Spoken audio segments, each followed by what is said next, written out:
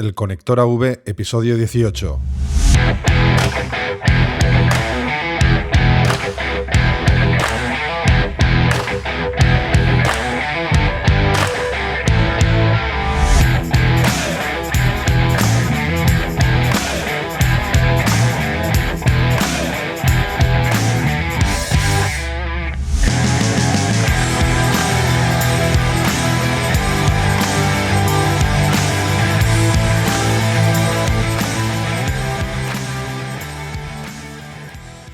Hola a todos a un nuevo capítulo del Conector AV, el primer podcast por y para los técnicos y creativos de la industria audiovisual.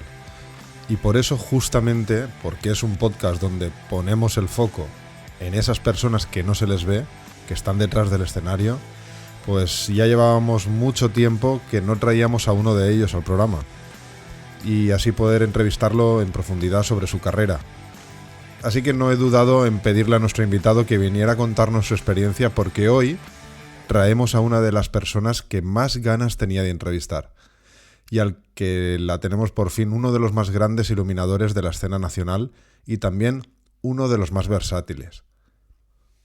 Muchos, entre los que me incluyo, cuando piensan en Juanjo Beloki, piensan en su gran trabajo en giras, pero os animo a que vayáis a su página, juanjobeloki.com, y os metáis en la sección de Curriculum Vitae, para que se os quede la boca como al protagonista de La Máscara cuando ve a la chica. Brutal. Es impresionante la cantidad de cosas diferentes que ha hecho y todas importantes.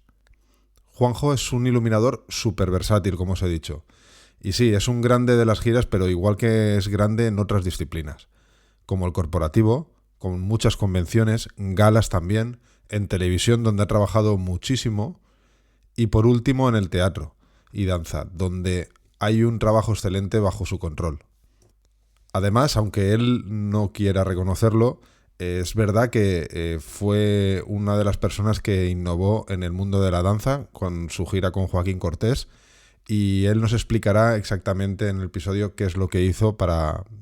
Muchos piensan que cambió la forma de iluminar, aunque él sigue diciendo que no. Es una persona bastante humilde y como veis también tiene el don de la palabra y ha quedado un episodio un poquito extenso, pero creo que vale la pena porque nos cuenta un montón de cosas, un montón de experiencias, también su experiencia como docente y también unas recomendaciones desde el punto de vista de una persona con la larga trayectoria que tiene Juanjo, de ¿qué recomendaciones haría a las personas que ahora mismo están empezando, que llevan poco tiempo en esto, de la iluminación escénica, y así saber cómo es la mejor forma de progresar?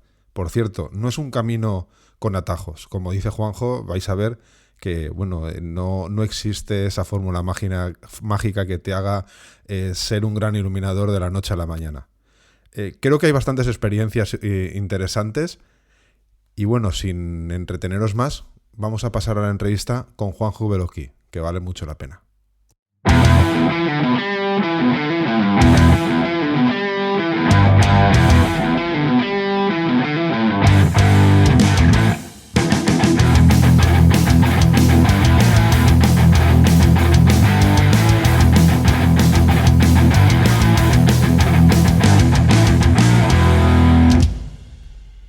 Hola, tocayo. ¿Qué tal? ¿Cómo estás? ¿Qué tal, Juanjo? Buenas tardes. Buenas tardes. Pues muy bien, aquí confinado. Aquí estamos en casa metidos. Es verdad que tú estás en Madrid. Vaya.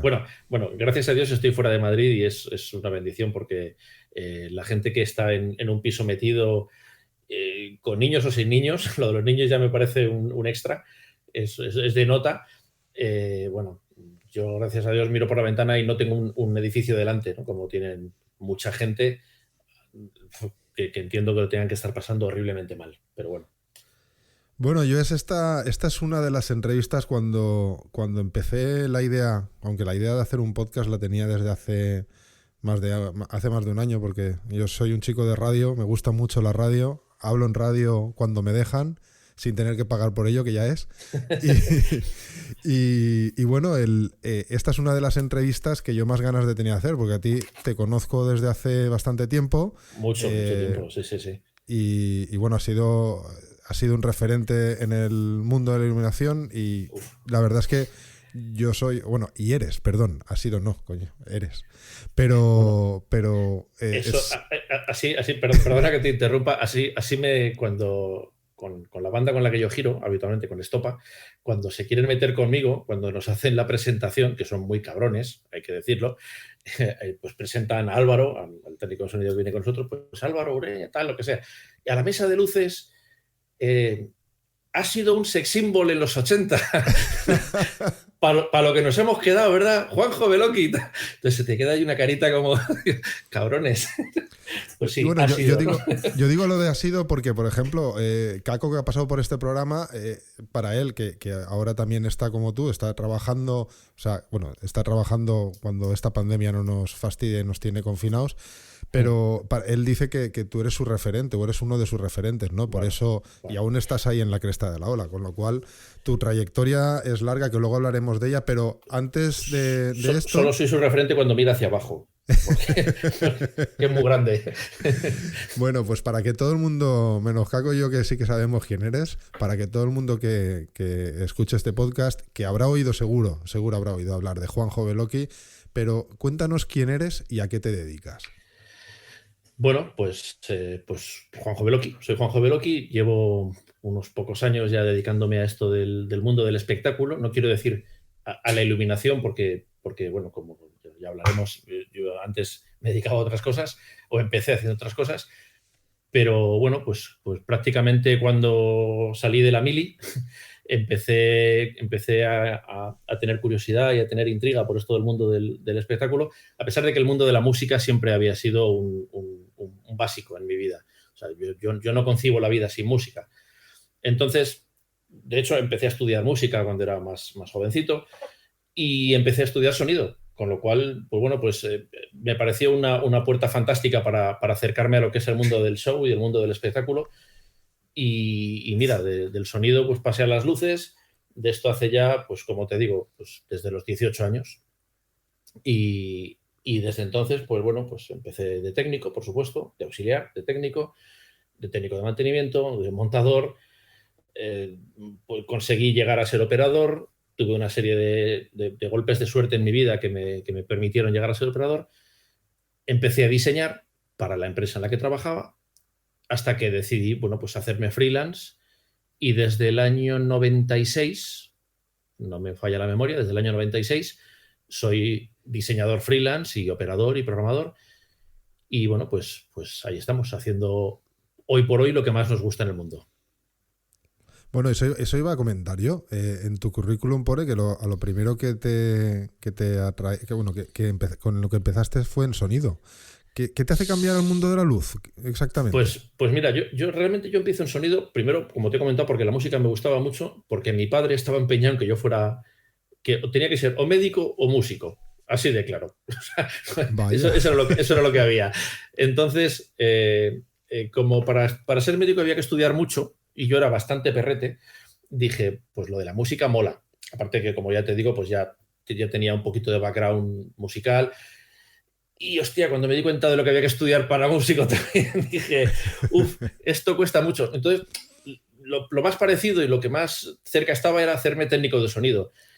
Por ahí mi padre entró, conseguí que me pagara los estudios y con esa intención empecé a estudiar sonido, ¿no? Pues esto, para entrar un poco en el mundo del espectáculo, que era lo que yo quería. Estudié sonido en el CES. De hecho, fui, creo, si no me equivoco, la primera o la segunda generación del CES, cuando estábamos en la calle Aravaca 20, allí arriba de Cuatro Caminos, Reina Victoria para arriba, y era una escuela muy chiquitita. Y ahí estudié sonido, pues sonido de estudio, ¿no? De hecho, hice las prácticas en un estudio de doblaje. Y bueno, y cuando salí de la escuela, pues tuve la suerte de conocer a gente y entré en una empresa muy potente que había entonces, se llamaba Berenice. De hecho, era la empresa más potente de España, ¿no? A nivel de sonido e iluminación y una de las más grandes de Europa, de hecho. Y empecé a trabajar de auxiliar de sonido, de técnico de sonido. Y bueno, pues empezaron a salir trabajos, empecé a jugar de unos trabajos a otros, de televisión al directo, hacíamos algo entonces hacíamos los festivales de jazz un festival de jazz que se hacía en el ¿cómo era? ¿En el Juan Evangelista era? Un colegio mayor que había ahí en lo de la universitaria, el San Juan Evangelista. Y poco a poco, pues bueno, pues empecé a juguetear con el mundo de las luces de técnico, porque empezaron a llamarme de sonido o de luces, de técnico, montando, tirando cable, subiéndome a los truses, enfocando par, enfocando Fresnel, mucha televisión, porque en aquella época lo que se estilaba eran, en invierno hacías mucha tele, por lo menos en aquella empresa, mucha tele, y luego en verano hacías giras, con lo cual también fue una oportunidad maravillosa de tocar casi todos los palos, porque gracias a haber estado en aquella empresa, pues yo, como te digo, hacía mucho trabajo de televisión, trabajaba mucho para televisión, hacía mucha gira, mucho bolo, hacíamos mucho evento y hacíamos algo de teatro, porque bueno, en esta empresa no estaba especializada en teatro, pero también hacíamos teatro. De hecho, yo llegué a programar y a operar una Valquiria en el Teatro Arriaga en Bilbao, para un diseñador muy, muy potente, Sigulf Turek, que era un diseñador austríaco. O sea que también hacíamos teatro. Entonces, claro, el haber pertenecido a la plantilla de aquella empresa, pues fue un poco lo que me permitió tocar prácticamente todos los palos de nuestro sector. Tú sabes perfectamente, como yo, que hay mucha gente que se ha especializado en el teatro, o gente que se ha especializado en televisión y gente que solo hace directo. Yo, gracias a Dios, pues bueno, pues como insisto, como te digo, el haber pertenecido a la plantilla de aquella empresa, pues me permitió tocar, pues eso, todos los palos y aprender de mucha gente diferente. Y poco a poco el tema del sonido se fue apartando y empecé a ir trabajando cada vez más en luces. Hasta que, bueno, pues llegó un momento que llegaron los móviles a España, llegaron los Vari-Lights. Y yo, pues bueno, pues era de los pocos que entonces, pues técnicos, chavalitos, técnicos que estábamos ahí empezando, ya llevaba un tiempo, que hablaba inglés. Yo hablo inglés, pues bien, con bastante fluidez. Entonces, bueno, pues me mandaron a Londres, la gente de Londres pues vino a España a enseñarme Vari-Light y me hice técnico de Vari-Light. En principio, técnico de Vari-Light. Aprendí a manejarlos. De aquella época, los Vari-Lights que no se vendían, solo se alquilaban, esta empresa tenía la concesión del alquiler de Vari-Light. Y tal era así el tema de la exclusividad que ni siquiera cuando venían técnicos operadores, guiris, ellos para arreglar los focos nos hacían construirle un cuartito con llave para que nadie viéramos los Vari-Lights por dentro. O sea, era una cosa súper exclusiva. Bueno, pues tú ibas de técnico con ellos y poco a poco te ibas ganando su confianza hasta que llegaba un punto que te dejaban arreglar los focos con ellos. Poco a poco te iban enseñando la mesa un poquito por encima y tal, hasta que ya los propios de Vari-Light pues nos certificaron a unos cuantos como operadores de Vari-Light. Pues en aquella época pues éramos como 6 o 7 y éramos los únicos, porque ya te digo que era la única empresa que tenía Vari-Light. Ninguna otra empresa en toda España podía disponer de los Vari-Lights. Otros tenían otros móviles extranjeros o españoles, de espejo o de cabeza, pero Vari-Light solo teníamos nosotros. Entonces, bueno, pues todo esto ya te digo, te das cuenta que todo es un cúmulo de circunstancias y un cúmulo de ataques de suerte que al final te hacen llegar a donde estás. Obviamente tú también tienes que ir poniendo de tu parte, evidentemente, ¿no? Pero bueno, es estar en el sitio adecuado en el momento adecuado, no lo voy a negar. Bueno, para que la gente se sitúe, el Vari-Light, y alguno de las personas que nos estarán escuchando seguramente no existiría en aquella época. Estamos hablando del 88. Correcto. ¿Vale? Y si antes de entrar en Vari-Light estamos hablando de antes del 88, claro, era plena década de los 80. ¿Cómo era la iluminación en aquella época? Pues sinceramente, mucho más trabajosa a la hora de montar. Yo recuerdo los dimmers, los racks de dimmers, que esta empresa pues tenía unas marcas, las marcas más potentes del mercado. No vamos ahora, ya he dicho Vari-Light, ya no voy a decir más marcas porque es hacer publicidad y no queda bien. Pero esta empresa tenía los dimmers más potentes, las mesas más potentes, y recuerdo, no con horror, porque aprendí muchísimo haciendo aquellos montajes, el manguereo de todo aquello era era una cosa loca. O sea, los multipares de Socapex o de Harting, porque entonces tirábamos, las multis iban con Harting, no eran Socapex. El Harting lo tenías que meter allí en las barras de par para luego pachear en el dimmer este par con este otro par para meterlos a 220, emparejarlo, y ya no entre barras, entre un par de una barra con un par de una barra al otro lado del escenario, todo aquello emparejarlo en pacheo físico, pacheo analógico en el dimmer. Ha cambiado mucho. Ha cambiado mucho. Yo me acuerdo de un festival que hicimos en Málaga, en el que yo iba de técnico, de Bar-I-Light, operando también, y porque de aquella época pues, los técnicos operábamos, montábamos, los diseñadores montábamos y operábamos, programábamos, y llevábamos solo 24 Bar-I-Lights, 24 VL2 de la serie 2000, de la serie 200, perdón, de la serie 200. Y todo el resto del montaje eran botes de par. Había 1 millón de vatios de botes de par, o sea, 1000 botes de par. 1 millón así, de vatios. Así, tal cual, en un festival que montamos en Málaga, en el campo de fútbol, y que no se llegó a hacer. Se suspendió antes de arrancar el festival. Hubo un lío allí impresionante, con una movida de dineros y de contratos y de cosas, y con todo el equipo montado, filtrado, que recuerdo con horror, eso sí lo recuerdo con horror, las noches de cortar filtros allí, totalmente los dedos reventados con el cúter encima de los flycase, con maderas para no reventar los flycase, porque allí te mataban, claro. Y no corté filtros, madre de Dios, aquellas noches. Pero vamos, o sea, no te puedes hacer una idea. Pues imagínate 1000 botes de par filtrados y luego dirigidos, claro. Y a nivel, pues bueno.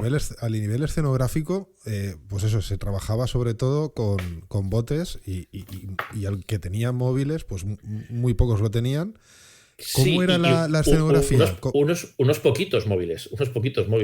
Pues las escenografías, hombre, las escenografías de televisión, ahora se juega mucho más con pantallas, se juega mucho más con tira de LED, con tubo de LED, con tal. Allí era todo megacorpóreo. O sea, construcción, o sea, todo constructivo, de madera, autosoportado o colgado, mucho trus a vista, porque, bueno, en aquella época también molaba mucho que todo tuviera ese rollo rockero, ochentero, de mucho trus, de mucho, pues no sé si te acuerdas de las famosas parrillas de par de los Rolling Stones o de los Queen, el famoso diseño de los Queen, sí, que es todo un techo de miles de botes de par a no sé cuántos miles de colores. Pues es que es lo que se llevaba. Entonces, claro, el concepto de luz y el concepto escenográfico, el concepto visual de un escenario, pues tiraba mucho por ahí. Entonces, claro, era muy, muy diferente, claro. Bueno, y tu experiencia viendo todo lo que has hecho da para un libro. Os recomiendo a todos los que nos escuchéis que vayáis a la página web de Juanjo, que es juanjoveloqui.com, y vayáis a la parte de Curriculum Vitae. Y ahí os podéis tirar un buen ratito leyendo. Os podéis aburrir. Os podéis aburrir. Básicamente lo que os podéis es aburrir. Pues... Mira, aprovecho que dices lo de la página, porque hay mucha gente que en sus webs y en sus páginas y en sus tal, que cuelgan todo lo que hacen y todo. Yo soy de los que cuelgan todo lo que hace, o intento colgar todo lo que hago, pero sí me he cuidado muy mucho para no darme el protagonismo que no quiero tener, porque no es mío, de dejar muy claro lo que son mis diseños y lo que soy operador, o sea, en los bolos en los que participo de operador. Porque primero que no quiero que nadie se lleve a engaño, que no quiero que nadie piense que joder, qué listo. Sí, claro, yo también he trabajado con Beyoncé. Sí, claro, y yo he iluminado para Beyoncé 2 canciones en una gala de televisión. ¿Sabes? Eso no me convierte en el iluminador de Beyoncé. Pero bueno, pues el tema de las webs y los currículums y tal, que es muy dado a decorar y a tal. Entonces, en mi currículum se ve perfectamente porque lo pone op, lo que he sido operador, y además lo ves perfectamente en fechas en el momento en que empiezo a diseñar como tal, ¿no? Como tal, y dejo de operar para otros, aunque hoy por hoy lo sigo haciendo porque me gusta mucho operar. Sí, luego vamos ahí. Sí. ¿Cómo te conviertes en lo que es hoy tu profesión? Más o menos nos lo has explicado, pero hasta que estabas en Barilay. Pero ya pasando de ese 80, principios de los 90 seguramente, ¿cómo consigues, en el momento que te conviertes en diseñador freelance, que creo que es el 95 más o menos? 96. Pues ¿cómo llegas a lo que es hoy tu profesión? ¿Cómo te promocionas? ¿Cómo empiezas a coger nombre? Esa parte es la que me interesa. ¿Cómo se desarrolla todo esto? Pues como siempre, y como he dicho antes, todo se apoya en golpes de suerte, entre comillas, ¿no? Bueno, pues que de repente te llame un artista con determinada proyección, empieces a diseñar para él, le guste lo que haces, tengas conjunción y tengas sinergias con ese artista y bueno, pues y poco a poco pues te va dando un reconocimiento, te va dando un nombre, te va dando una experiencia, te va dando un bagaje cultural, porque todo esto no es sentarte y hacer tus luces. Esto es ver muchas luces de otros, esto es aprender mucho de todo el mundo, de todo el que te cruzas, y adaptarlo e incorporarlo a tu concepto del diseño, ¿no? Entonces, muy poco a poco, sinceramente muy poco a poco. Esto no hay que hacerlo con prisas. Ahora mismo entiendo que todo va muy deprisa porque la información es muy instantánea, todo es instantáneo, todo es súper acelerado, pero construir una carrera profesional o construir un nombre o construir una reputación, llamémoslo así, debe ser algo a fuego lento, como dice aquel, ¿no? Hay que hacerlo despacito. Y sobre todo no forzarlo, no hay que forzar de repente hacerse muy famoso por hacer porque has hecho un diseño. Bueno, ese diseño pues pasará a formar parte de tu vida profesional, de tu currículum, y si es así de bueno, la gente lo va a reconocer y lo va a ver. Y hay muchísimos chavales que están haciendo verdaderas barbaridades en diseño y de buen rollo, digo, ¿no? En el buen sentido, ¿no?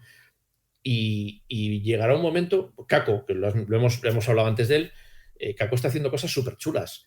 Y Kako ya tiene, evidentemente, una profesión, un nombre, tiene un reconocimiento, y Kako va a ser muy grande porque las cosas que está haciendo tienen mucho concepto y tienen mucho bagaje detrás, ¿no? Entonces, bueno, pongo a Kako como ejemplo, porque es uno de los que conozco y porque le admiro bastante, pero hay mucha gente que no pretendan eso, ¿no? El de repente, de hoy para mañana, o en un año, o en 2 años, o en 3 años de profesión, ya pretender ser el mejor diseñador del país o el mejor diseñador de España, porque, bueno, vas a ser a lo mejor el más famoso, es como el que hace una canción, un hit y no hace más. Entonces, bueno, esto es una carrera de larga distancia.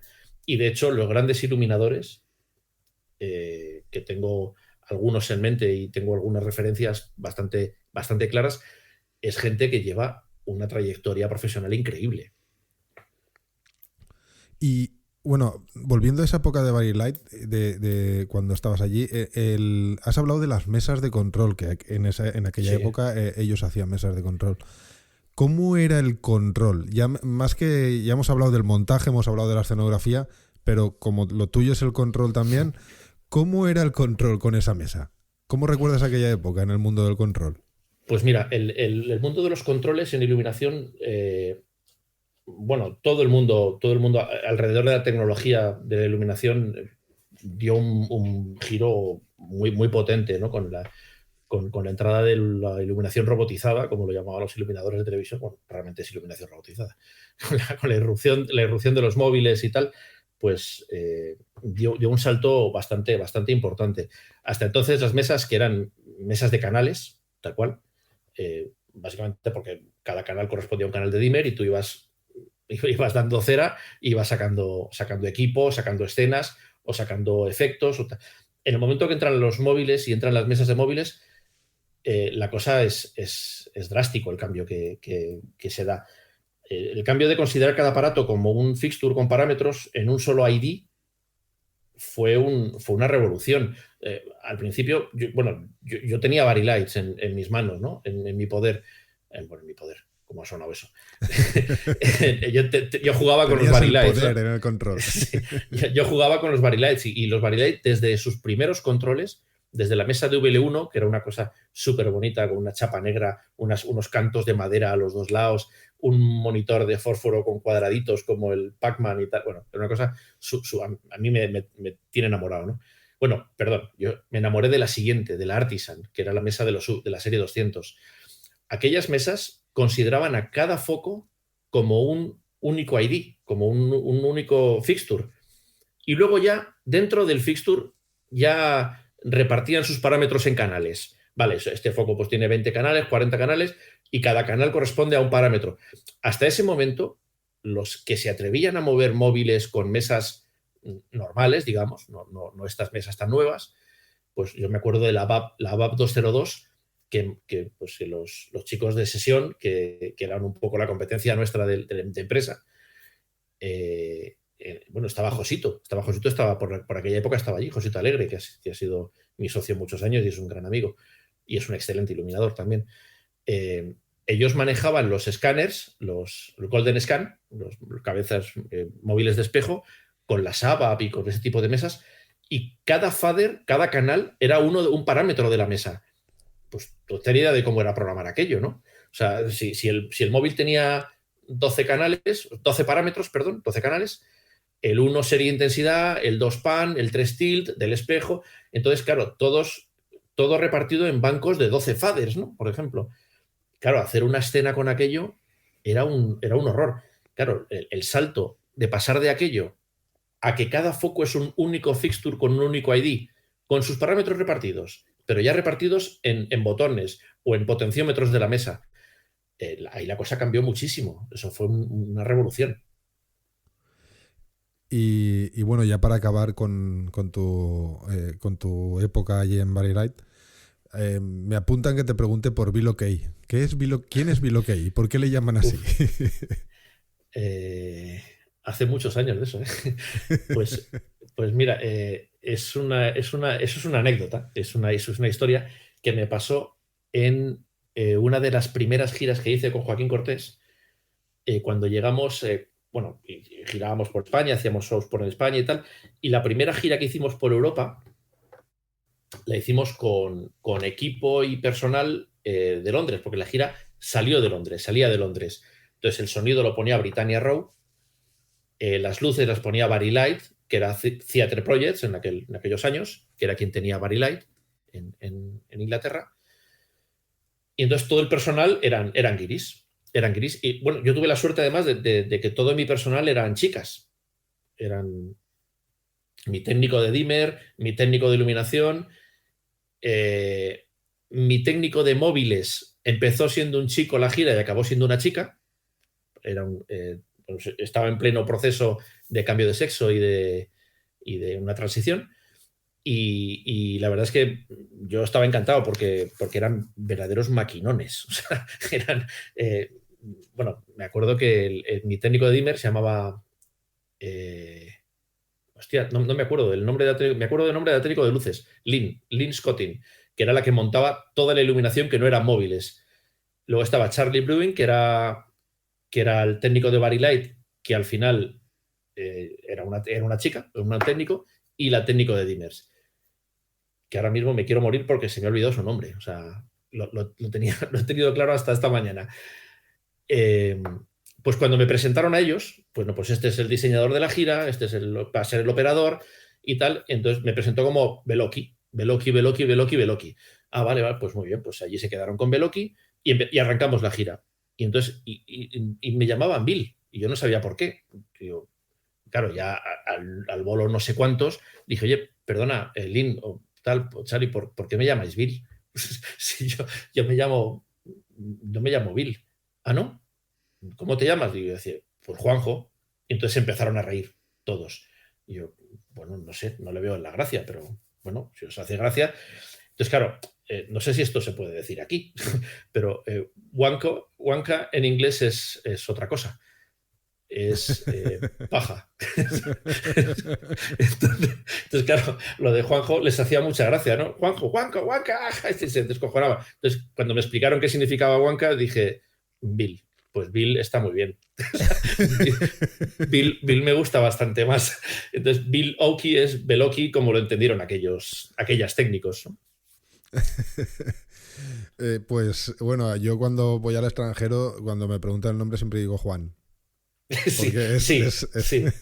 Y por eso yo he tenido obsesión siempre, porque la J no fuera de España no se suele pronunciar demasiado bien y se hacen unos líos diciendo y al final a mis hijos les he puesto 2 nombres casi monosílabos que suenan igual en casi todos los idiomas, un poco obsesionado por eso, ¿no? Porque nunca sabían pronunciar bien mi nombre fuera, así que sí, claro, fuera Juan y acabo antes. Claro, cuando me dijeron que me llamaba Paja, pues... Bueno, lo de Bill cobró una importancia vital.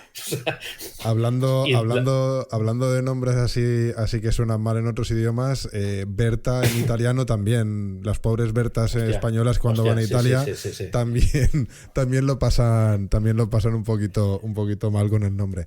Oye, hablando del diseño, ¿no? De tu fase de tu trabajo como diseñador, ¿crees que mantienes la misma línea que al principio cuando empezaste a diseñar o has evolucionado con el tiempo? Pues vaya, yo creo que mantengo una línea bastante regular, bastante igual. O sea, que intento mantener una línea bastante uniforme.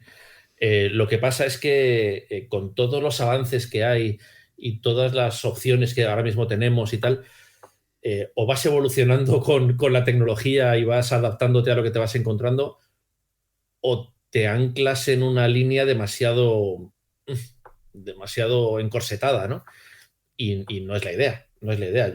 Hay que ir primero aprendiendo. Cada vez que sale un foco nuevo, cada vez que sale un cacharro nuevo, cada vez que sale una mesa nueva, que por cierto tengo una deuda contigo de aprenderme algo nuevo por ahí, que estoy en ello, lo tengo claro.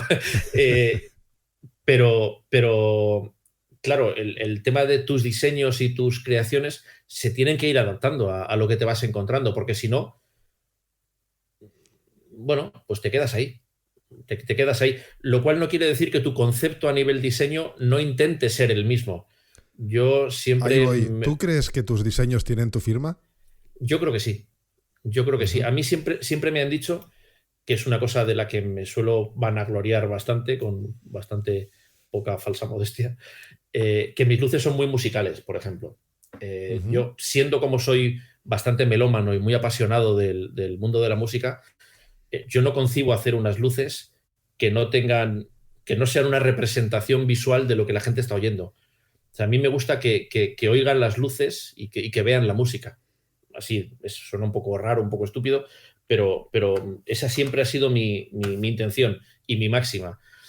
Entonces, desde que empecé, desde mis primeros diseños hasta lo último que estoy haciendo, si esa es mi línea y si por eso se me reconoce, yo encantado. Yo feliz, porque eso sinceramente es lo que pretendo, que mis luces sean musicales, que mis luces no sean una cosa que tú estás viendo ahí y no va con lo que estás oyendo, ¿no? O sea, me gustaría que se me reconociera por eso, o que se me identificara por eso, por ese marchamo, ¿no? De luces musicales.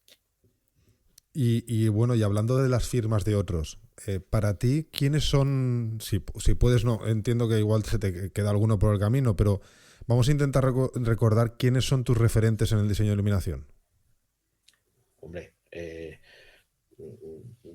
se va a quedar mucha gente, seguro se va a quedar mucha gente, pero bueno, pues si hablamos de Guiris, por ejemplo, te podría decir incluso el por qué me llama cada uno la atención, ¿no? Por ejemplo, yo soy muy fan de Patrick Woodroffe, porque es un tío que me gusta mucho.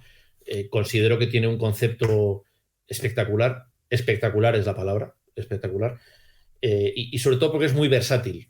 Es muy versátil. O sea, lo mismo te está haciendo algo en teatro, como te está haciendo la inauguración del O2 en Londres, como te está haciendo los Juegos Olímpicos, los Juegos Olímpicos de Londres eran suyos, como te está diseñando para Rolling o para Police, el último diseño de la gira de Police, que era bastante limpito, bastante sencillo. O sea, es un tío muy versátil. Ataca a todos los frentes. Es casi por lo que más me gusta, ¿no? Aparte de evidentemente por su currazo, ¿no? Hace muchos años trabajé con un iluminador neoyorquino haciendo un corporativo, un evento corporativo. Y resulta que es un iluminador que se ha especializado, un diseñador que se especializó en diseños de eventos corporativos.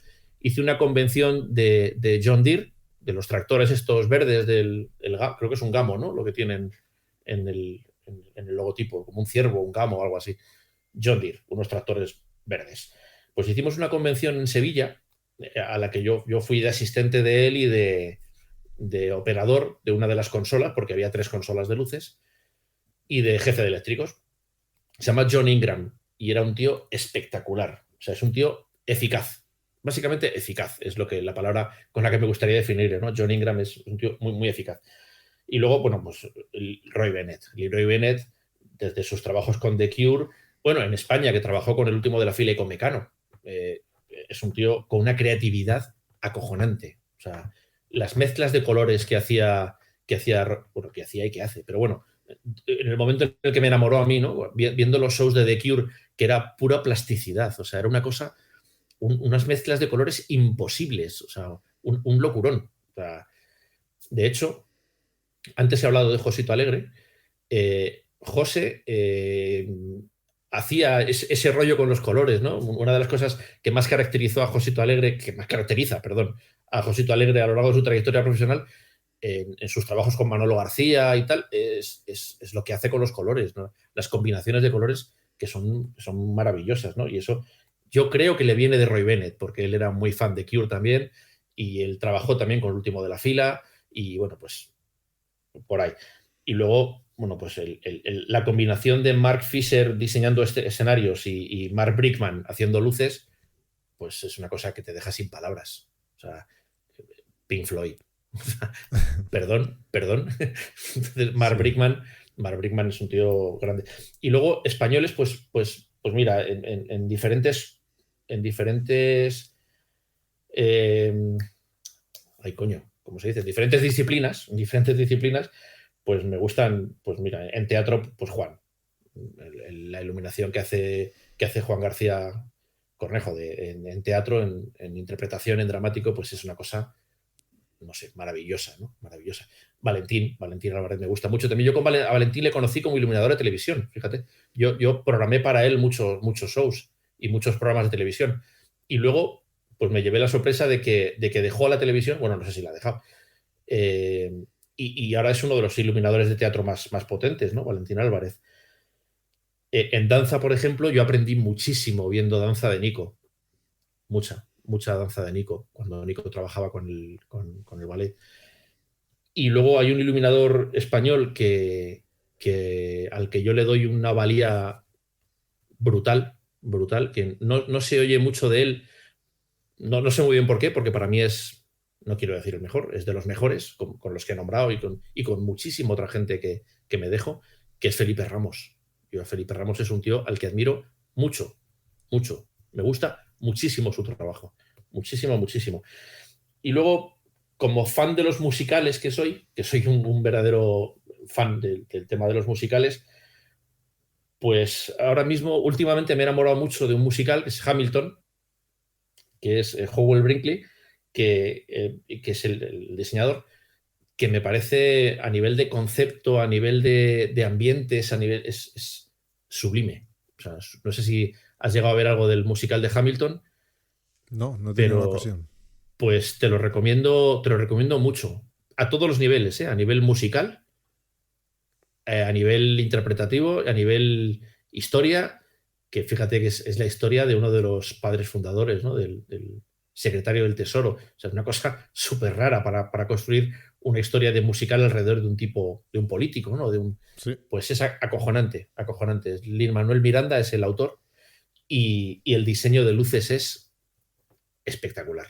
Sencillo, porque la escenografía es muy buena, y el diseño de luces es de lo mejor que he visto últimamente en musicales. Y luego, bueno, pues claro, El Fantasma, Sunset Boulevard, Force, pues Andrew Bridge está ahí. Entonces, bueno, pues ahí te dejo unos pocos nombres. Y como tú bien decías, me dejo lo más grande, seguramente. Bueno, en esos nombres, el primero que ha sonado ha sido Patrick Boudreau. No sé si lo pronuncio bien. que tú has trabajado con él, ¿no? Te has relacionado con él, has tenido... ¿Cómo ha sido esa relación que has tenido tú con Patrick Woodroffe? Tuve esa suerte que... Y la verdad es que ahí conocí al tipo, conocí a la persona, iba a decir al personaje, conocí a la persona y me encantó, porque pues fíjate lo grande que es bueno, aparte que es muy grande físicamente, es un tío enorme, pero a nivel profesional no se pueden haber hecho más cosas de las que ha hecho Patrick. O sea, es una locura. Pues a Patrick yo lo conocí gracias a trabajar con Joaquín Cortés, fíjate.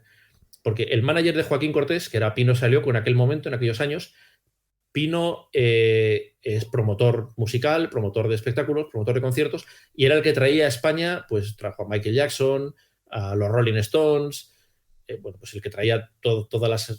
bueno, es el que hizo posible aquello de Montserrat Caballé y Freddie Mercury en Ibiza. Entonces, claro, este señor pues tenía y tiene un conocimiento del mundo de la música, del mundo del show business, y unos contactos que no tiene nadie. Y entonces, claro, pues, de trabajar con Rolling Stones, pues conocí a Patrick y era amigo de Patrick. Entonces, el primer diseño que hice yo para Joaquín Cortés, que era Pasión Gitana, pues le llamó. Yo ya tenía hecho el diseño, ya había hecho el diseño, de hecho, y le llamó y para que viniera bueno, pues a aconsejarme o a colaborar conmigo, a ayudarme. Y Patrick pues vino cuando estábamos allí montando en Barcelona, en el Teatro Tívoli, que estrenábamos allí, en Pasión Gitana. Y allí estuvimos pues un par de noches juntos, pues hablando, inventando, probando, jugando con colores y tal. Y fue el propio Patrick el que me dijo, dice Pino que van a poner en los programas de mano diseño de iluminación Juanjo Veloki y Patrick Woodroffe, y a mí se me cayeron los huevos al suelo, con perdón. Dije, ¿perdona? ¿Que voy a salir al lado de Patrick Woodroffe en un programa de mano? ¿O que vamos a firmar algo juntos, Patrick Woodroffe y yo? Y no, bueno, te puedes hacer una idea que locura extrema. Y desde entonces, pues somos muy amigos. La verdad es que, vamos, muy amigos.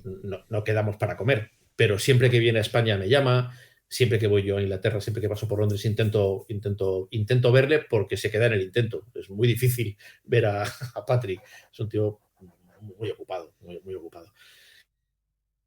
Pero bueno, bien, las veces que ha venido, ya te digo, él ha hecho por verme. ¿Qué es lo que más te gusta a ti de tu trabajo? Pues me gusta todo. Me gusta todo porque cuando era técnico me gustaba montar. Cuando empecé a operar me encantaba operar. Me encantaba la respuesta del público a un botonazo tuyo o a una subida de fader. Tener ese poder en la mano de decir, de hacer un efecto y saber que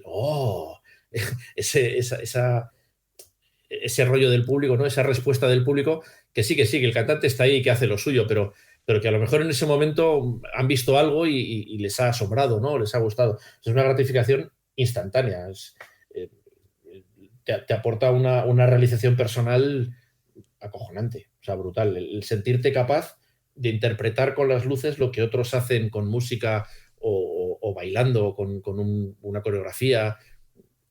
Pues si tú eso lo plasmas bien y consigues proyectar la intención de ese cantante o de ese bailarín o de ese coreógrafo, hacer que la gente lo vea más allá de estar viendo la figura del baile, pues eso gratifica muchísimo. Y a nivel de autorrealización, a nivel de autocomplacencia, pues te llena. Es así de sencillo. Entonces, claro que te gusta. Es una profesión que enamora mucho.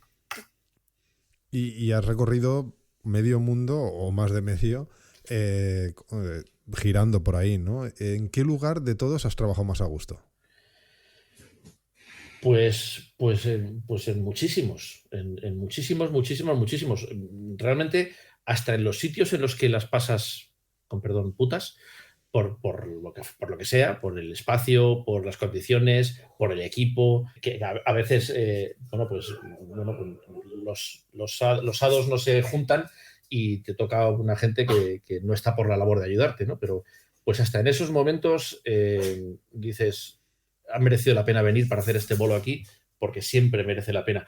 Entonces, ¿qué sitios son los que más me han gustado? Pues no sé, muchos y por muy diferentes motivos. Por ejemplo, el público en España siempre se dice que es el mejor. Y es cierto. es cierto. Yo, como bien dices, después de haber girado por muchísimos países, los hay más fríos, los hay un poco más ajenos a lo que estás haciendo, más expresivos. En Latinoamérica, por ejemplo, la gente es muy expresiva y tal, pero a mí el público español me gusta mucho. Me gusta mucho.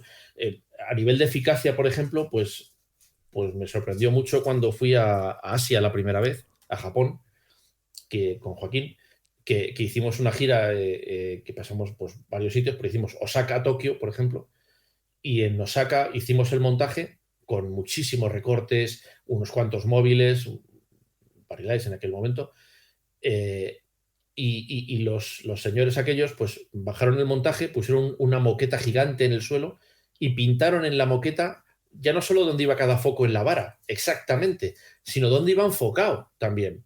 O sea, claro, entonces yo iba de Osaka a Tokio y fuimos en el tren bala, el famoso tren bala, y cuando llegué a Tokio habían clonado empresas distintas, o sea, proveedores diferentes, empresas diferentes. Iba un señor con su alfombra gigante a trocitos por delante de nosotros, y cuando llegué estaba el montaje clavado. O sea, no tuve ni que rehacer los presets, ni que dirigir los recortes. O sea, habían clavado el montaje y la dirección de todo. Entonces, claro, dices, hostias, ¿qué ha pasado? Esto no lo había visto yo nunca, ¿no? Y luego, bueno, pues en Australia, por ejemplo, un buen rollo espectacular. O eso me consiguieron transmitir, ¿no? Me hicieron estar súper a gusto.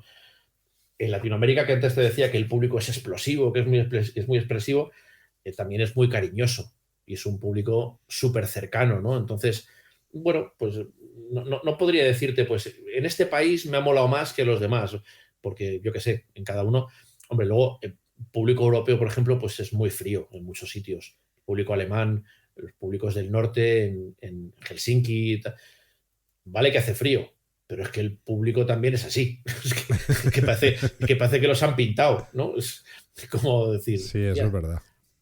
Bueno, el público en Asia es cero expresividad hasta el final, ¿no? Que explotan y tal. Y que además, bueno, están ahí todos más quietos que quietos y están muy atentos, pero están muy quietos, ¿sabes? No hay... Pero en China eso te ha pasado. En China menos. En Japón sí. En Japón sí, pero en Japón son durillos. Expresivos. No, los chinos son como locos. Los chinos son heavy. O sea, yo no he oído nunca gritar a nadie tanto como... Yo alguna vez he estado en un hotel que está enfrente del... Chinas. No, como bueno, tenía el hotel enfrente de un estadio de primera división y que cabrían pues unas 20.000 personas más o menos, un estadio como el de Mestalla, como el de Mestalla no más, sí, no serían 20.000, serían 40.000, porque más o menos era como el Mestalla.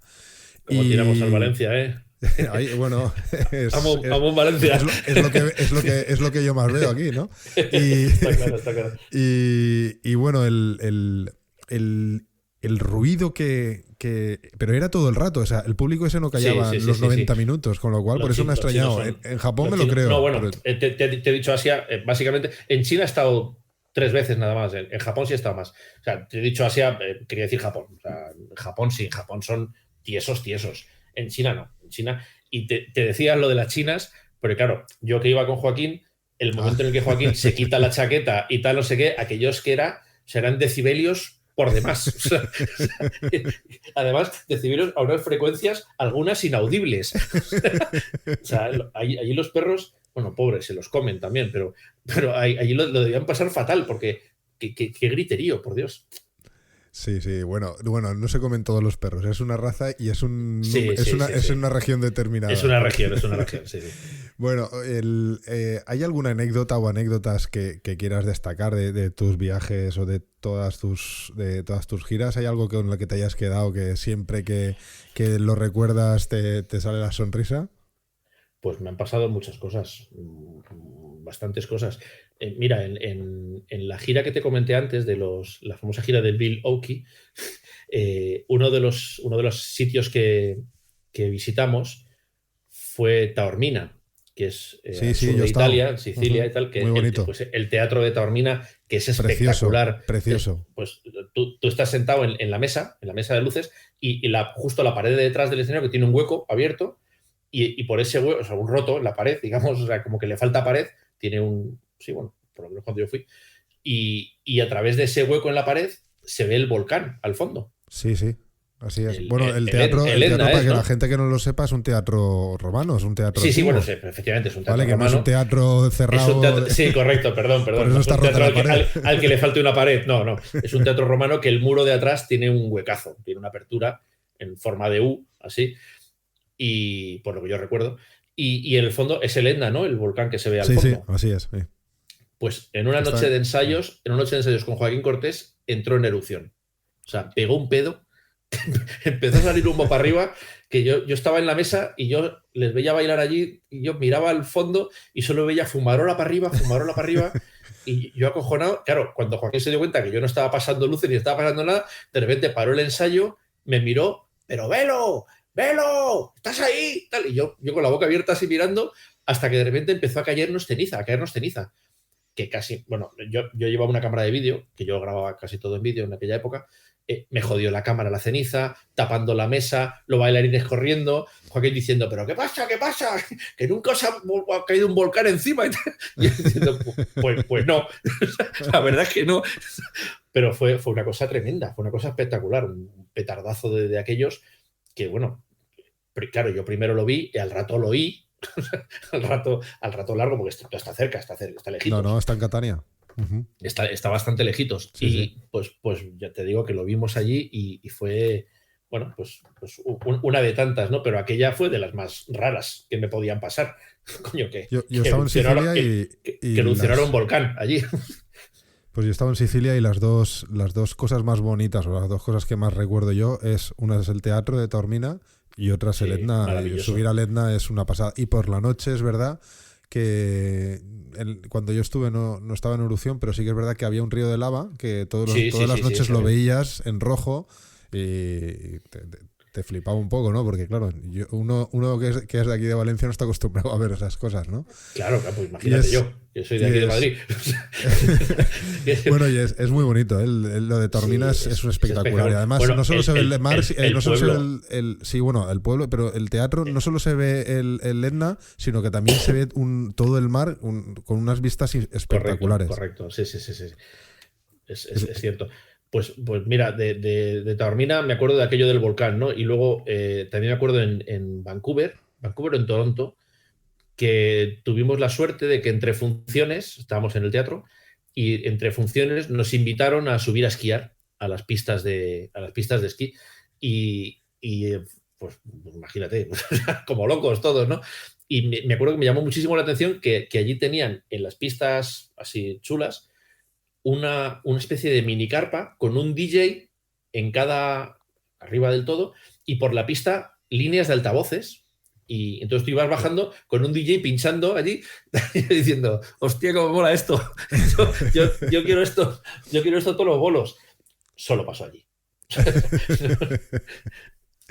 Oye, y hemos dicho, hemos nombrado a Joaquín Cortés y bueno, hemos dicho que una de las disciplinas has dicho que una de las disciplinas que manejas es la danza, ¿vale?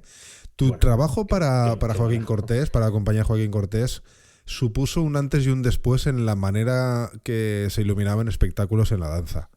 Sobre todo en el mundo del flamenco, que en aquellos años, mediados más o menos de los 90, ¿no? Si no me equivoco, eran todavía aún muy conservador. Cuéntanos cómo hiciste para renovar de tal manera el mundo de la iluminación de espectáculos de danza. Bueno, queda dicho que yo no renové nada. yo no, ni mucho menos. Yo no me puedo atribuir ese hecho de haber roto o de haber creado una línea y a partir de ahí la iluminación de la danza, no, ni mucho menos. De hecho, bueno, lo único que fuimos fue algo atrevidos.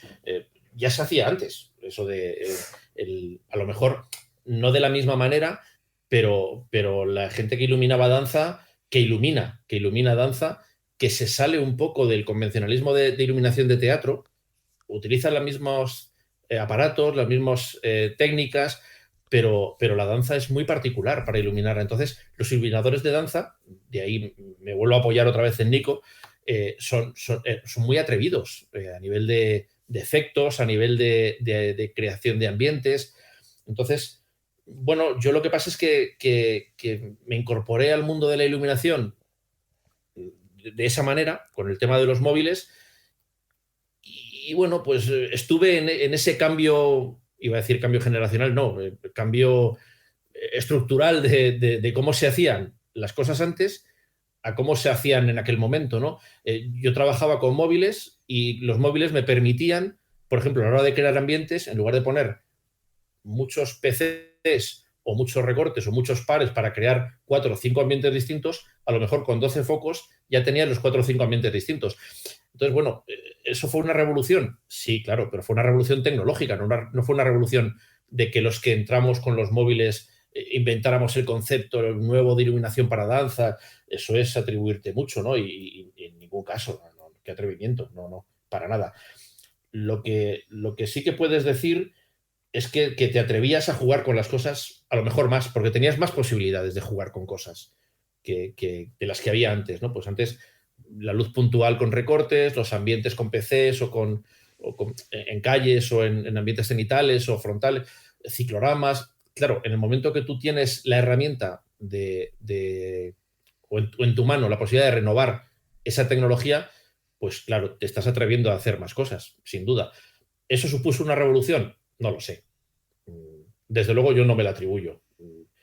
Primero porque yo no me considero un tipo original. O sea, yo no es que copie, ni mucho menos. Odio a la gente que copia, pero sí que ves cosas y fuera de España ya se hacía y no tenías más que aprenderlo, estudiarlo, verlo y aprenderlo.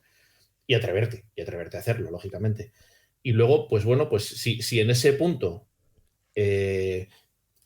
yo sí que podría consentir que se me dijera que si de alguna manera marqué algún hecho diferencial fue en lo que te he dicho antes, ¿no? Pues que a la hora de hacer flamenco, pues mis luces eran flamencas, musicalmente hablando. Musicalmente hablando, o sea, que mis cortes iban con el flamenco, que mis ambientes apoyaban la sensación del flamenco, lo que el flamenco quería retransmitir, el músico o el bailarín o el poeta recitando, pero claro, esa versatilidad te la da el cambio tecnológico, ¿no?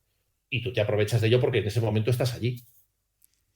Y bueno, has nombrado que no te gusta copiar, has nombrado también antes que hay que ver mucho, que tú también te has dedicado a ver mucho. Entonces, para la gente que está empezando, me gustaría que le orientaras esto de que dices tú ahora de ver muchos bolos, ¿no? Antes lo has nombrado, que hay que ver muchos bolos. ¿Cómo lo hacías tú? Bueno, hoy en día entiendo que sería con YouTube o de alguna otra manera con vídeo, ¿no? Pero tú ibas a los bolos ahora a hay verlos. Más herramientas, claro. Yo intentaba ver todo lo que podía in situ y muchos libros. Hay mucha publicación. Bueno, en aquel momento pues era o te suscribías a revistas guiris, que era lo que yo hacía. Yo tenía varias suscripciones a varias revistas inglesas.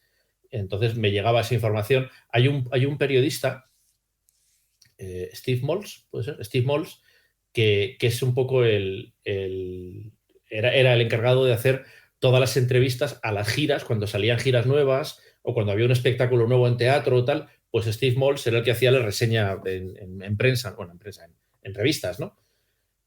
En publicación escrita. Y la verdad es que el tío escribe, porque todavía escribe brutalmente bien a nivel descriptivo, sabe mucho de técnica, sabe explicar muy bien lo que ha visto y eso pues es casi una masterclass, ¿no?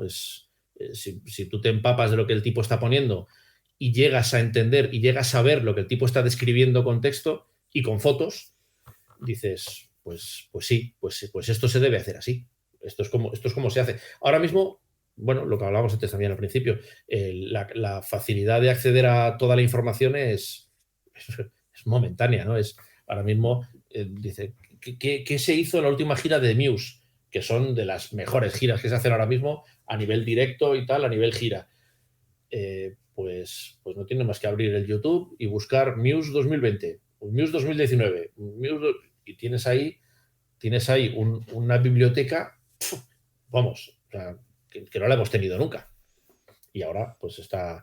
Y luego, si hay la oportunidad de ir a verlo, y yo me he ido a Londres solo a ver musicales, así de claro. O sea, a lo mejor me saca un billete para un fin de semana y en ese fin de semana intentar ver todo lo que podía, ¿no? Viernes, sábado, domingo, lo que fuera. Y yo he aprovechado casi siempre, solo intento aprovechar mis viajes en gira o mis viajes de trabajo para verme un musical.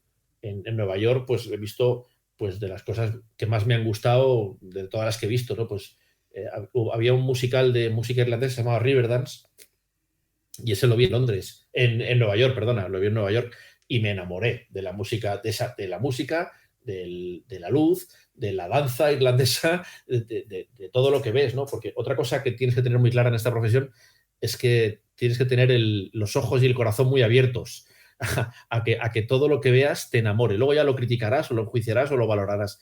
Pero al principio todo te tienes que dejar sorprender. Tienes que dejar sorprender por todo lo que veas, porque es lo que te va a enriquecer.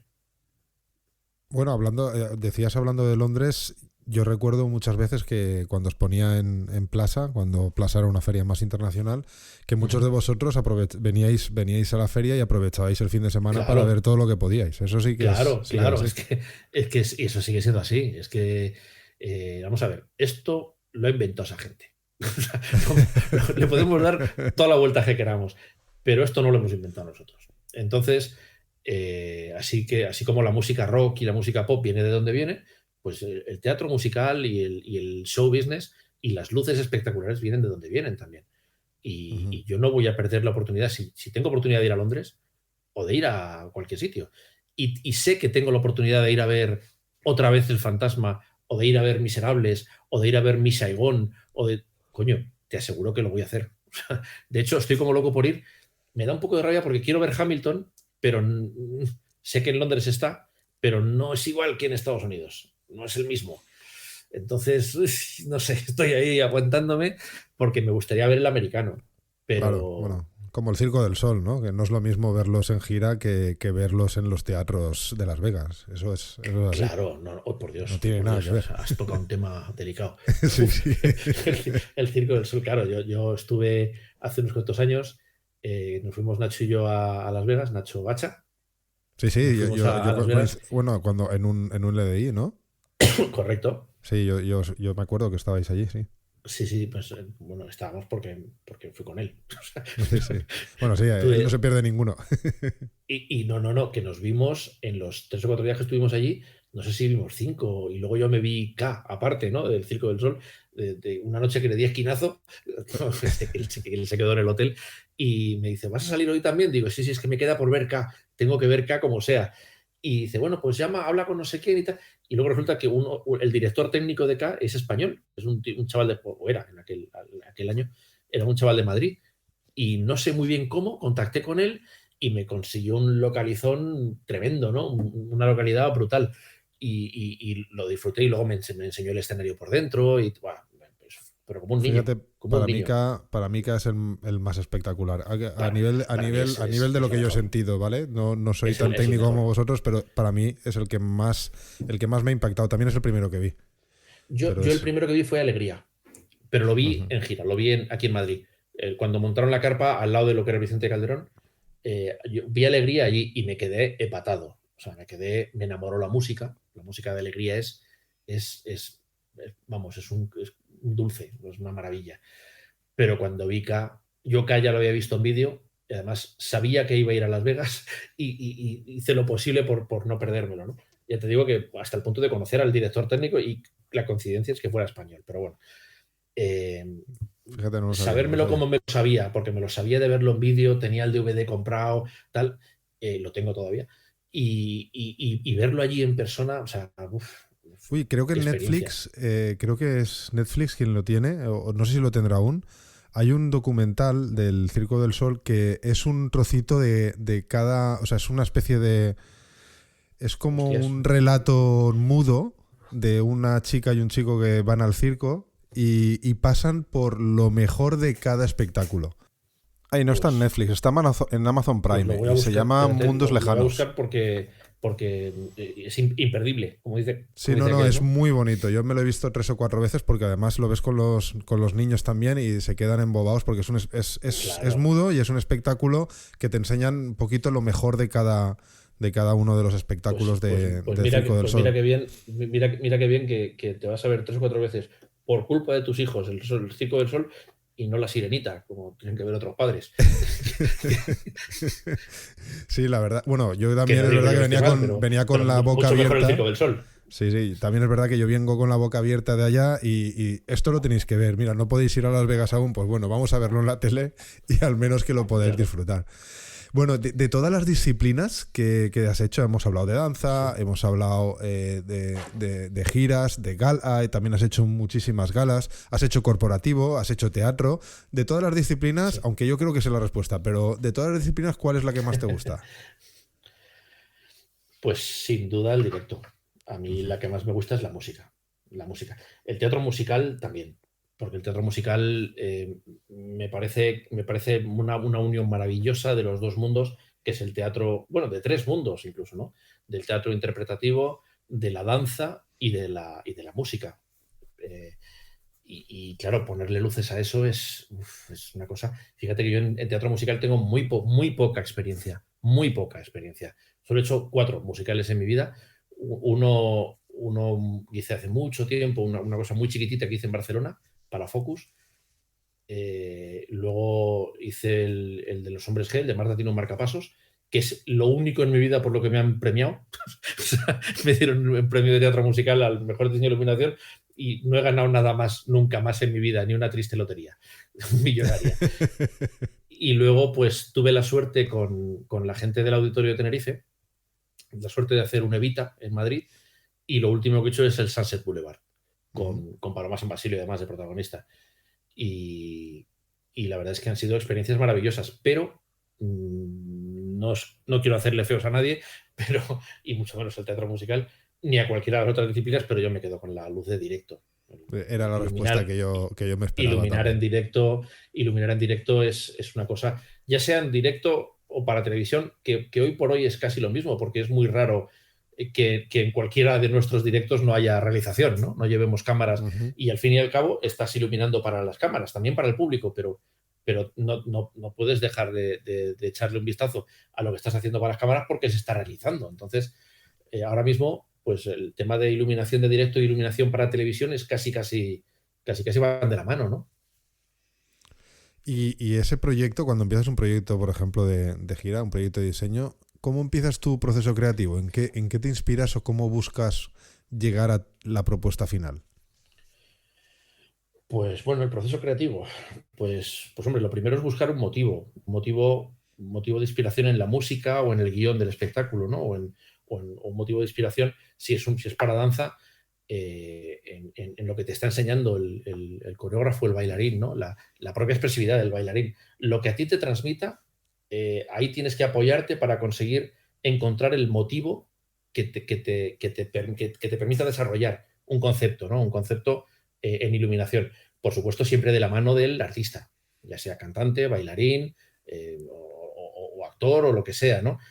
Y luego... ¿Él interviene? Bueno, pues, ¿el artista interviene en el diseño? Siempre. En mi caso, siempre. En mi caso es hiper necesario. O sea, yo no puedo... Igual que te comentaba antes que yo no puedo hacer luces que no vayan de la mano de la música, que no sean luces musicales, que vayan a su puta bola y no vayan eso, de la mano. Yo no podría hacer un concepto o un diseño de luces o una programación de luces sin que el artista participe de ello, ¿no? Y disfrute de ello conmigo, porque no olvidemos que es su concepto, no es el mío. O sea, yo solamente estoy vistiendo de luces su obra. Estoy intentando hacer que la gente vea su música o vea en una coreografía, vea lo que él quiere transmitir. Si yo con las luces voy a mi bola y lo que hago es simplemente o iluminar simplemente o hacer efectos, pero que no vayan con ese mismo sentimiento y con ese mismo mensaje, te puedes estar hasta cargando una coreografía, ¿no? O una interpretación. Entonces, claro que tiene que intervenir el artista contigo, por lo menos en mi modo de verlo, ¿no? Y para cuando acabas ese diseño, ¿cómo lo documentas? ¿Tienes un método para documentar tus diseños? ¿Documentar te refieres a cómo registrarlo o cómo presentarlo? ¿Cómo presentarlo? Bueno, hay varias vías necesarias. Por un lado, tienes que presentarlo de cara al montaje, de cara a una implantación, de cara a una puesta en realización. Y luego, por otro lado, está la programación. Bueno, pues planos y planos y planos, renders, porque a mí me gusta mucho trabajar con visualizadores, y que es una cosa que antes no teníamos y que lo hacíamos. Yo he programado muchos shows con la mesa debajo del escenario mientras se montaba arriba, en la cabeza, sabiendo dónde había mandado a los focos en cada preset, y en cada color sabía que el 6 era ámbar o el 6 era magenta o tal. Y has programado así. Claro, desde que irrumpe el mundo de los visualizadores, no quiero dar marcas tampoco, pero hay muchos y muy buenos, casi todos. Claro, esto es una herramienta acojonante y me gusta mucho usarla. Me gusta mucho. Me gusta mucho que el artista ya no solo se lo expliques, que tú puedes tener mucha retórica y puedes tener mucho rollo explicando, y puedes hacerle ver a un tío qué es lo que quieres hacer con las luces sin que lo vea, pero es que ahora lo pueden ver. Entonces, claro, documentar eso físicamente, visualmente, y explicarle a un artista, mira, tu escenario se va a ver así. Toma, un pedazo de render. Que puedes trabajar o con los renders de estos visualizadores o con otro tipo de renders, ¿no? Enriquecerlos de otra manera. Yo, bueno, pues hasta ahora he tenido un estudio y he tenido gente trabajando conmigo y colaborando conmigo, y hacíamos unos renders espectaculares porque los chavales dibujaban en 3D que se te iba a la cabeza. Entonces, claro, lo podías presentar de manera que fuera hiperrealista, ¿no? Hiperrealista total. Entonces, documentar así las cosas me gusta mucho. Sobre todo, ya no solo por venderlas mejor, sino porque te es mucho más sencillo y mucho más visual hacerle ver a un artista qué es lo que le vas a hacer en su escenario, o qué es lo que vas a hacer para esta canción, o qué ambiente vas a conseguir para este tema, ¿no? Entonces, eso me gusta mucho. Bueno, y no digamos también para formación, porque claro, cuando estás formando a alguien en iluminación, el poderle enseñar, o en programación, ¿no? El poderle enseñar cómo funciona y ver el resultado inmediato. Es claro, bueno, pues es lo de la información de antes, inmediato. Es una herramienta que se nos ha dado, y que hay que usarla, bien. También te digo, hay que usarla bien. El tema de la docencia, que lo acabas de decir, el tema de enseñar, es un tema muy delicado, muy delicado. A mí me gusta enseñar, lo que pasa es que creo que no se está enfocando bien en nuestro país.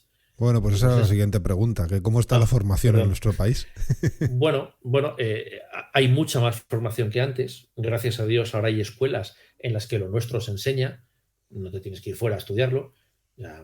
Nico, por ejemplo, que le he puesto antes varias veces de ejemplo, pues Nico estudió en Londres, creo, si no me equivoco. Sí, estudió en Londres, lo dijo aquí en el programa. Pues sí, bueno, pues claro, entonces, o te ibas a Londres a estudiar y te marcabas esa pedazo de aventura, o no tenías muchas oportunidades. Yo tuve la suerte de topar con la gente que me permitió ese aprendizaje. Ya bien, fueran los guiris con los que empecé a trabajar, o la empresa que me mandaba para un lado y para otro, o bueno, pues yo tuve muy buenos maestros. Yo tuve un maestro al que quiero hacer mención porque fue un tío muy grande, se llamaba Pedro Guerrero, y desde aquí quiero hacer mi pequeñísimo homenaje a este señor, que era un ingeniero que fue el ingeniero jefe en Barilight cuando yo entré en Barilight. Yo empecé en Barilight, ya te digo, siendo técnico de luces, luego pues empecé a aprender a hacer dimmers, seguías un poquito el proceso lógico, ¿no? De técnico de tirar mangueras, luego acabas haciendo dimmers, de dimmer pasas a no sé qué, acabas operando, y en algún momento de mi trayectoria profesional, pues este señor vio algo en mí y dijo, pues para Barilight. Y dije, pues qué bien. Como ya había tenido contacto con los guiris, porque hablaba inglés, porque los guiris ya tenían confianza conmigo y tal, y este señor, que era el ingeniero de Barilight de Spain en aquel momento, que era un tío inteligentísimo, una cosa loquísima de tío, dijo, bueno, pues conmigo. Y me hicieron jefe de almacén de Barilight, en Barilight de España. Y pasé pues una temporadita de jefe de almacén, pues aprendiendo a arreglar, y aprendiendo a operar, y aprendiendo tal. Y él fue uno de mis maestros, ¿no? Entonces, bueno, pues esa es la suerte que tuve yo. Pero porque tuve que pasar por todo ese proceso técnico. hoy en día lo que yo considero que se está enfocando mal es que estamos creando operadores y diseñadores a gente que no ha sido técnico nunca, que no sabe lo que es tirar una multipar o una manguera de señal, o que sí, que pueden saber mucho, bueno, saben mucho de mesa, porque hoy por hoy pues los chavales han nacido con una PlayStation debajo del brazo. Y raro es el crío que con 2 años no te maneja el iPhone o el smartphone. Pero yo es que creo que hay que enseñar a la gente iluminación, no solo a operar, o no solo WYSIWYG, o no solo lo que sea, la mesa que sea. Y yo creo que ahí estamos enfocando mal. Estamos enfocando mal no sé, es una opinión muy personal, ¿eh? No es... Hace años, cuando salió esto de Facebook, en las redes sociales y tal, había una página en Facebook que me hizo mucha gracia y fue de las primeras de las que dije el me gusta o el suscribirme, o no sé cómo es la cosa, ¿no? Yo soy bastante zopenco con las redes sociales, también te digo. Pero había una en Facebook que ponía, antes de AutoCAD, aprende a enfocar. Y dije, esta es la mía. Esta mola. Esta mola, ¿no? Entonces, bueno, yo cuando he dado iluminación, bueno, pues he dado clases en el Garci o en el CES o en alguna academia o en la universidad, en la Camilo José Cela, di iluminación a los de comunicación audiovisual 1 año, que me llamaron. Yo intento empezar explicando qué es la luz y para qué vale la luz y cómo la trabajas y cómo consigues lo que quieres buscar de la luz y tal, muchísimo antes de ponerme a hablar de mesas, de visualizadores, de cues, de secuencias o de efectos. Es que yo no veo lógico que la gente aprenda a andar en Ferrari antes de pasar por una autoescuela. Pero bueno, insisto, es una manera muy personal de verlo y no llega a ser ni una crítica, ni mucho menos. La gente que enseña lo que quiera, la gente que aprenda lo que quiera. Pero el hecho de tener esas herramientas tan a la mano es muy bueno o no tan bueno. No lo sé. Uh-huh. Es bueno, sin duda. Es bueno porque es lo que te he dicho antes no las teníamos. Y la tecnología evoluciona y está ahí a nuestro favor. A nuestro favor. Pero yo creo que la gente debería formarse de otra manera. Hay sitios que sí lo hacen, vamos, y estos sitios que te he comentado, en el Garci, por ejemplo, o en el CES, enseñan iluminación. En el CES había un iluminador hasta el año pasado que fue maestro mío, un iluminador de televisión española, para el que yo trabajé muchísimo, para el que yo operé muchísimo. Se llama Juan García Doncel. Era un tío que tenía un fotómetro en un ojo, el cabrón. O sea, era una cosa espectacular. Y, o sea, es la única persona en el mundo en el que desde un control de CCU, desde una unidad móvil, desde un control, yo estando en el plató, en mi Artisan, en mi mesa, con 100 VL5 WOS para teñir una cortina, de repente desde el control te llamaron por intercom, Beloki, se te ha jodido un VL5. Y yo miraba la cortina y yo no veía hueco por ningún lado. Decía, no sé, hasta que ya Beloki, que se te ha jodido un VL5, hasta que ya te quita los cascos ya mosqueado, te vas para el plató, miras el puente frontal con tus 100 VL5 en línea y en el medio un cabrón apagado. Decía, no puede ser.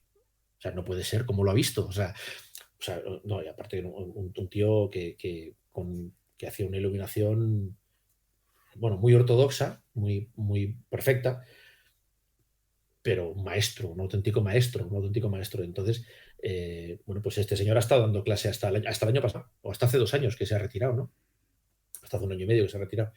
Entonces, bueno, pues ahora mismo los chavales sí que tienen la oportunidad de empezar a aprender iluminación, de empezar a aprender concepto de luces, concepto de iluminación, mucho antes de tocar un WYSIWYG o de tocar un Capture o de tocar un Vector o lo que sea, ¿no? Y bueno, siguiendo con esa parte de transmitir conocimiento, dices que tú has desarrollado docencia. ¿A ti, tú cómo te sientes enseñando a otros? Me siento bastante torpe. porque bueno,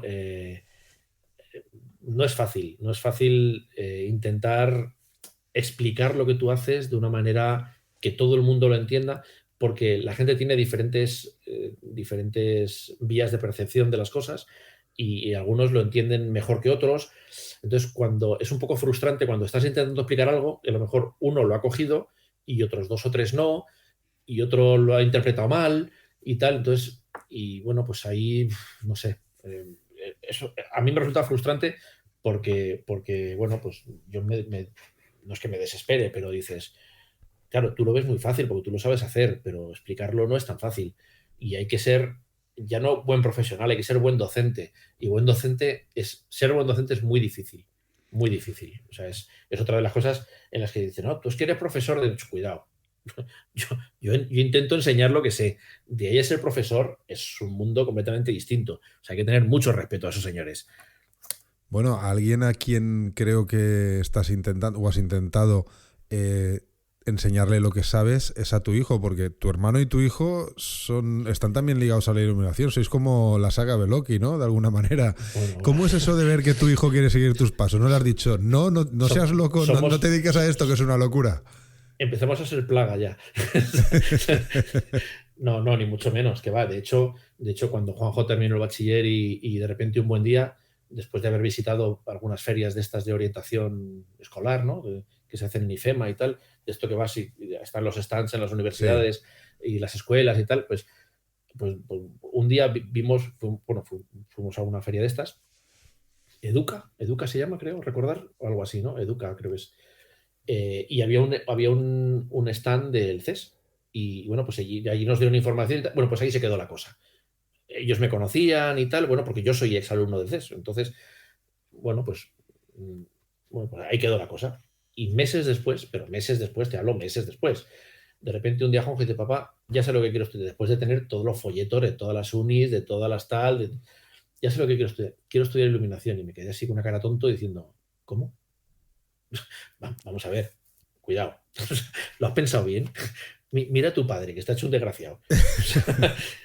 Que a mí me Que un gusta año mucho. de bolo vale como 7 años de persona normal. Claro, que a mí esto me gusta mucho, pero que fíjate que es una profesión muy dura, muy sacrificada, muy esclava, pero tan gratificante y tan maravillosa que como te enganches estás jodido, ¿eh? O sea, esto es como las drogas. O sea, cuidado. Que lo tengo claro, que tal, porque, bueno, pues lo he pensado bien, tal. Digo, vale, vale, pues además, bueno, él desde muy pequeñito venía de gira conmigo, ¿no? Y me ayudaba a montar el control, pues lo típico que haces con tus hijos, ¿no? Que vas y te los llevas al curro y venga, cariño, vamos a montar la mesa. Y entre los dos montábamos la mesa, o a lo mejor un día le dejaban meter ahí 4 cebollazos con las cegadoras y qué bien el crío, qué bien se lo pasa y tal.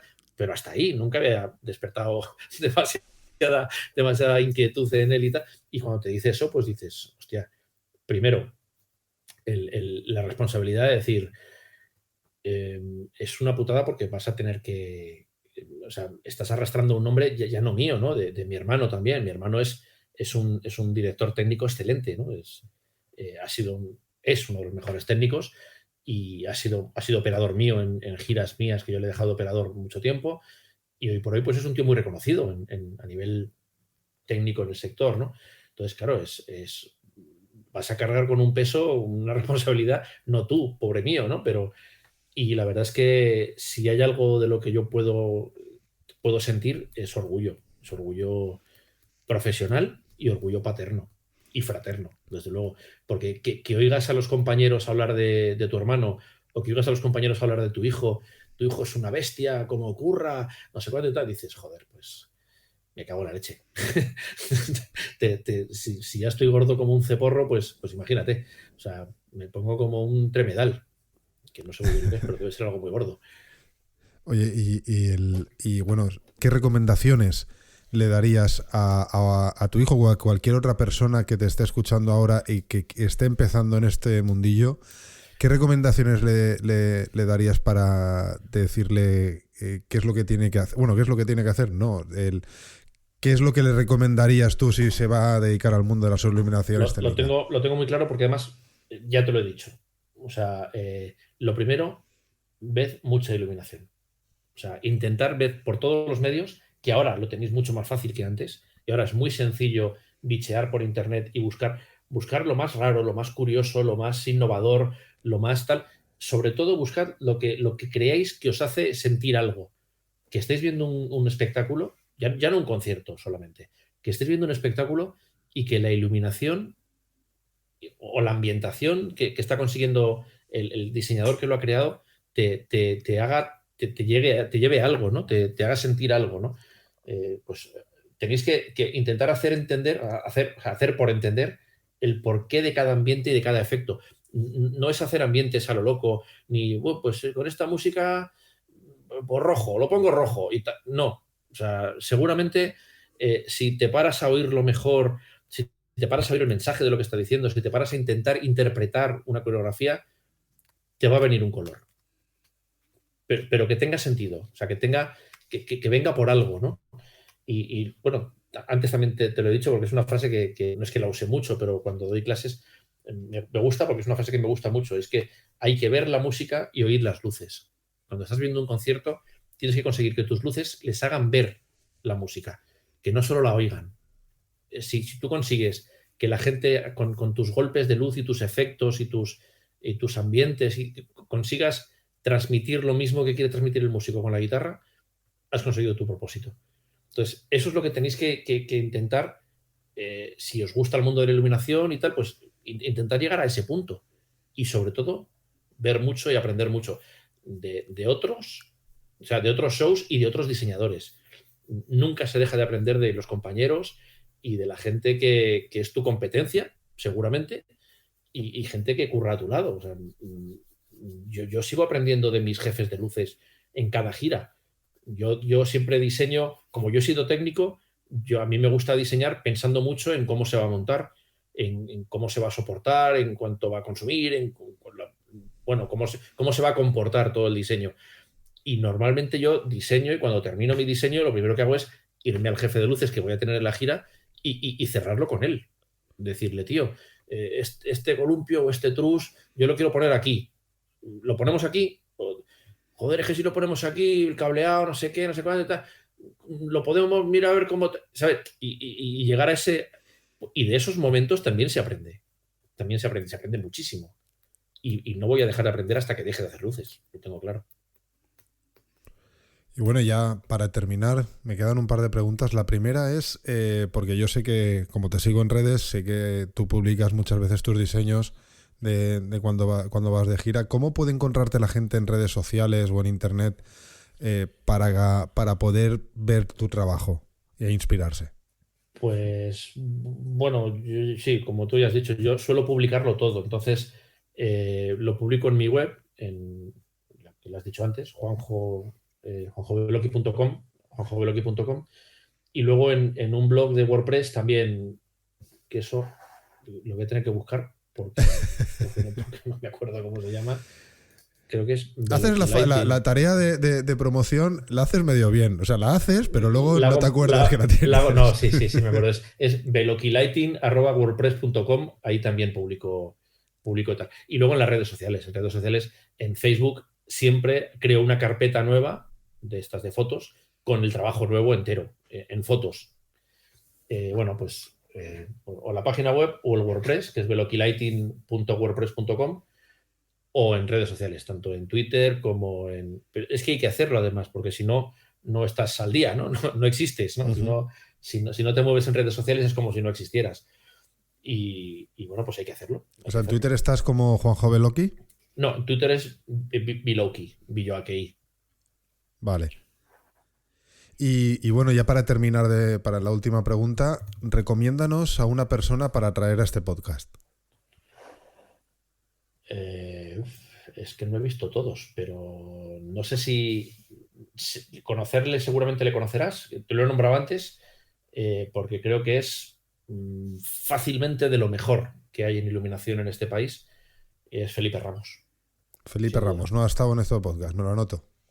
Pues es un bicho importante. Es un bicho importante, sí. Felipe Ramos. Muy bien. No sé, te podría dar muchos nombres, ¿eh? O sea, no quiero... Bueno, con que me des... No quiero que se sienta mal nadie, ni mucho menos, porque me des uno suficiente, parece, claro. Pero bueno, Felipe es que ya te digo que es un tío al que admiro muchísimo. Muy bien, pues nada, Juanjo, muchísimas gracias por pasar por el Conector AV. Ha sido un placer, hombre. A ver si pasa esto y nos podemos ver pronto y charlamos y comentamos más, pero esta vez con una cerveza. Siempre lo digo, ¿no? Me van a decir en el podcast, este es un borracho, ¿no? Pero, jolín, es que tengo ganas de tomarme una cerveza con alguien. Pero ¿sabes el problema? Que ya te ves unas cuantas entonces, ¿no? Sí, voy a hacer una mega fiesta. Te vas a dejar una pasta en cervezas. Con todos los invitados. Bueno, la cerveza no es muy cara, gracias a Dios. No, aún puedo con eso. Bueno, pues nada, lo dicho. Pues, un placer, ha sido un placer, de verdad. Muchas gracias. Estamos en contacto. Un abrazo, amigo. Un abrazo, chao. Bueno, y hasta aquí el episodio de hoy con Juanjo Beloki. Yo, de toda la entrevista, sobre todo me quedo con una cosa. Oír las luces y ver la música. Creo que eso define lo que Juanjo intenta transmitir con su trabajo. Que, al menos, a mí lo que me parece es que intenta crear una experiencia totalmente inmersiva en el público y que todo tenga sentido, para crear esa emoción, que al final es lo que cualquier autor de iluminación intenta transmitir, emociones. Y bueno, sobre su personalidad ya lo habéis visto. Vuelvo a repetirse un patrón, ya sé que me repito, pero es un patrón que habla de humildad y constancia y esfuerzo. Y así es como se consiguen las cosas. Si tú quieres que tu carrera sea larga y sea exitosa, creo que esos 3 valores son los que hay que tener sí o sí. Si te ha gustado este episodio y te apetece, pues bueno, yo te agradecería mucho que le dieras al like o a las estrellas y que, bueno, si no te has suscrito, que te suscribas desde el podcatcher que estés escuchando el programa. Recuerda que es un programa que es gracias a Avify.net, que es la comunidad online de España que reúne a técnicos y empresas del sector audiovisual. Una comunidad que sigue creciendo día a día. Y si quieres que traigamos a alguien al Conector AV del que quiera saber algo más sobre su trabajo, su personalidad, de este mundillo, pues envíanos un mensaje a través de las redes sociales o comenta cualquier post de los nuestros y nosotros estaremos encantados de recibir ese feedback y ponernos manos a la obra. Porque al final lo importante es que vosotros escuchéis el contenido que realmente os interesa. Y así que vuestro feedback es súper valioso.